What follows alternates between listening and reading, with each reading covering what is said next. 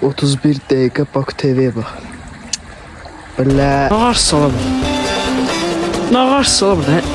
Ağır salam. Baku TV-yə bax.